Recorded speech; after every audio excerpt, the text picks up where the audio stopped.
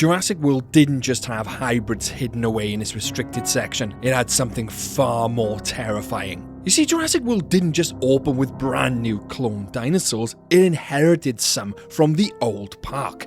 Now, some of these we know of, such as Rexy the Tyrannosaurus Rex, but there are some which never went on the map and were hidden away, never to be seen by the public eye. And these are the things we're going to expose in today's restricted files. The asset that had no guest planning, no viewing infrastructure, and was never on any tour route. Access was limited, personnel were exclusively trained on a need-to-know basis, and encounters were extremely controlled. Because this dinosaur, to me, is the most terrifying dinosaur Jurassic World and Jurassic Park has ever seen, and it's canon to Jurassic World, and appears far back in InGen early documentation, tied to the original cloning program, believe it or not. This is the most terrifying dinosaur of them all. This is the Troodon. You see, Troodon's risk profile doesn't come from its size or the aggression like the Indominus Rex, it comes from the outcome and what happens after a subject is attacked. You see, the bite doesn't cause immediate trauma, it introduces a venom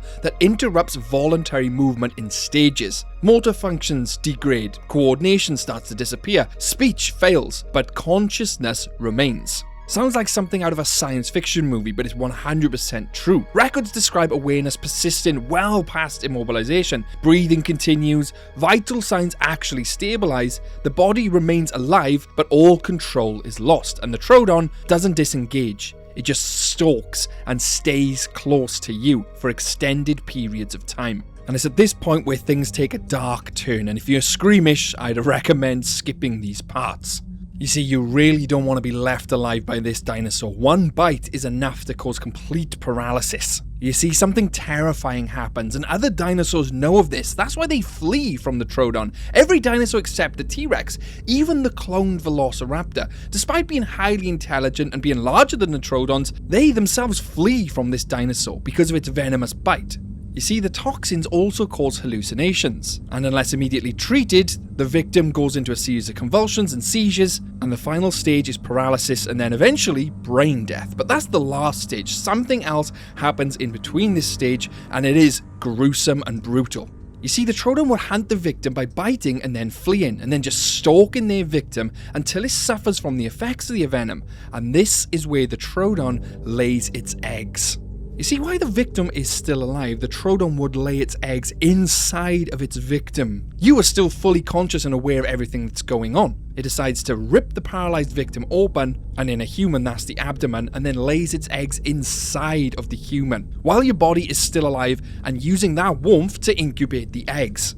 And when the eggs hatch, the body, or the human, then becomes food for the hatchlings, all whilst you're still alive. You can only hope that the venom has got you into the final stages before them eggs has hatched, and that's brain death, just so you don't experience this horrific fate. It's at that point that obviously the hatchlings would eat you from the inside out, very similar to that of a spider wasp species.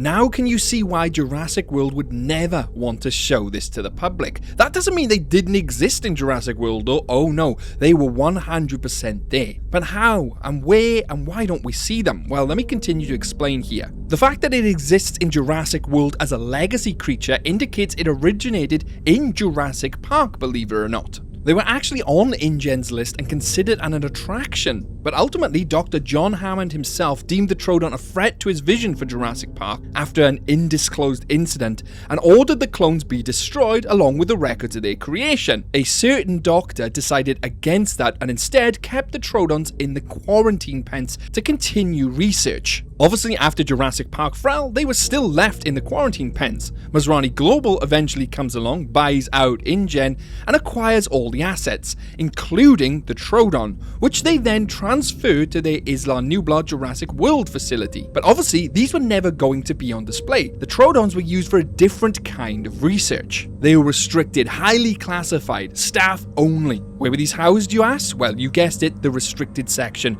but not on the surface, below the surface. We know there's a huge underground network in the restricted section. In the last episode, I pointed out that there are underground trains and tram systems connecting all parts of the island. Only an extensive network would require trams and trains to travel. This tells us it's absolutely huge and is canon. This screenshot here is taken from Camp Cretaceous. showing the operation of trains/trams. It's also worth pointing out that this was outside E750's room, which is the Scorpius Rex. We covered all the other hybrids in the last video, where we proved how Jurassic World handles these dangerous assets not made for the public. It isolates them, restricts all access, and keeps it on a need-to-know basis, meaning these animals are highly restricted.